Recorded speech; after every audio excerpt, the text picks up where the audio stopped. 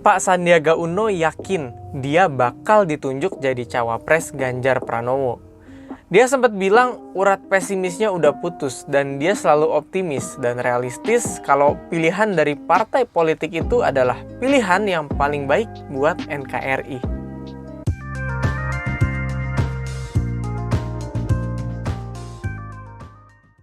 Halo, gue Yos.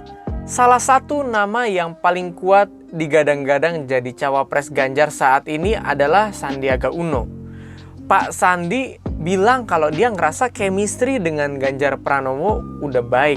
Karena belum lama ini Ganjar dan Sandi sempat ketemu di podcast Kaesang dan dia ngaku mereka saling mendoakan demi yang terbaik buat bangsa. Podcastnya Mas Kaesang dan chemistry kita ya paling tidak dari saya merasa chemistry kita sudah terjalin lama dengan baik.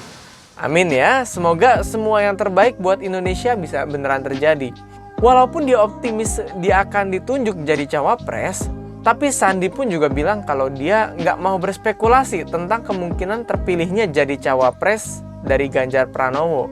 Dan dia juga bilang kalau hak prerogatif tetap ada di pimpinan partai politik. Tapi tentunya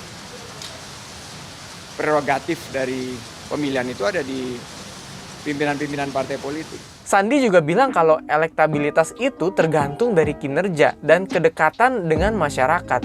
Survei-survei bakal kasih gambaran tentang kinerja dan kedekatan yang bakal jadi salah satu tolak ukur yang paling penting. Sandi juga bilang kalau dia bakal terus berjuang di tengah masyarakat buat majuin ekonomi bangsa dan dia mau bikin percepatan pembangunan yang hasilnya adalah menciptakan lapangan pekerjaan.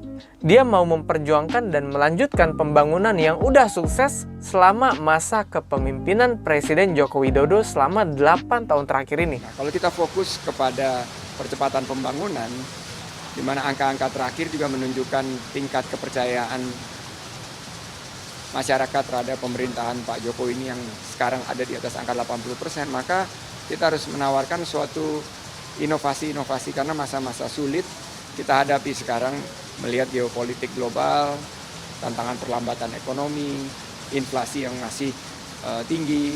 Nah, ini harus butuh solusi ekonomi. Saya akan fokus kepada pembukaan lapangan kerja dan menjaga pasokan agar harga-harga bahan pokok, biaya-biaya hidup masyarakat terjangkau dan terkendali.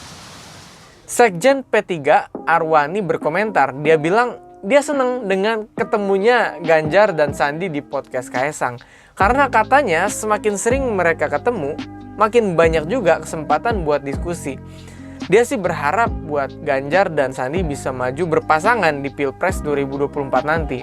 Punya cara pandang Mas Kaesang bahwa Mas Ganjar dan Mas Sandi ini cocok, setidaknya bisa dijadikan di satu forum, satu meja, dan mungkin pikiran lanjutnya ya bisa jadi satu pasangan. Ketua DPP PDI Perjuangan Mbak Puan juga bilang kalau cawapres Ganjar itu harus punya visi misi yang sama dan bisa langgeng selama memimpin. Dia bilang wakil Ganjar itu nggak boleh punya pemikiran yang beda.